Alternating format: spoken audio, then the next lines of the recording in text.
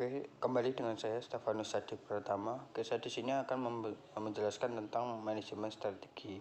Ada definisi 3 manajemen strategi menurut para ahli. Yang pertama menurut Nawawi. Pengertian manajemen strategi itu sebuah perencanaan dalam skala besar yang dapat berorientasi untuk mencapai jangka panjang atau masa depan yang cerah ya. Dan dalam definisi ini keputusannya dilakukan oleh pemimpin dan bersifat fundamental. Itu yang pertama. Yang kedua, menurut Porter pada tahun 1996 mendefinisikan strategi ini adalah pencipta posisi unik dalam berharga yang diperoleh dengan melakukan serangkaian kegiatan.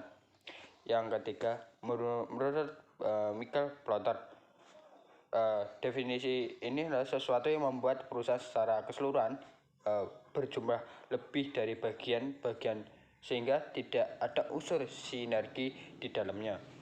Oke, kita lanjut. Nah, manfaat manajemen strategi dalam perusahaan. Yang pertama, dapat meningkatkan kemampuan perusahaan menghadapi tantangan. Yang kedua, lebih peka terhadap ancaman dan tantangan eksternal atau luar. Yang ketiga, menciptakan proses organisasi atau perusahaan yang lebih efektif dan efisien. Dapat minimalisir masalah dan hambatan dari luar maupun dalam. Yang terakhir yaitu menghasilkan keputusan yang terbaik untuk perusahaan. Nah, yang kedua ini proses yang dilalui dalam menjalankan manajemen strategi. Yang pertama dapat dilewati yaitu perumusan strategi, yang kedua pelaksanaan strategi, yang ketiga evaluasi strategi. Nah, dalam beberapa tahap ini dapat menentukan ke depan bagaimana perusahaan ini dapat berjalan dengan lancar dengan melakukannya proses ini, tahap-tahap step by step ini. Di mana perumahan strategi ini adalah mengembangkan visi dan misi organisasi itu sendiri. Yang kedua aja pelaksanaannya itu melaksanakan apa aja yang visi-misi itu diterapkan dan mulai proses pembentukan dalam tujuan tersebut. Yang terakhir adalah evaluasi itu sendiri ya. Bagaimana evaluasi ini dapat ini adalah hal yang terakhir untuk manajemen strategi tersebut. Oke, yang ketiga inilah adalah hubungan manajemen strategi dan keunggulan bersaing ya. Nah,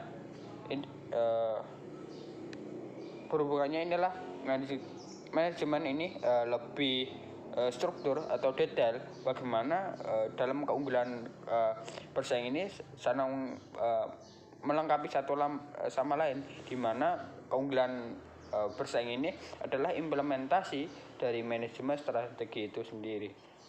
Nah, kita lanjut.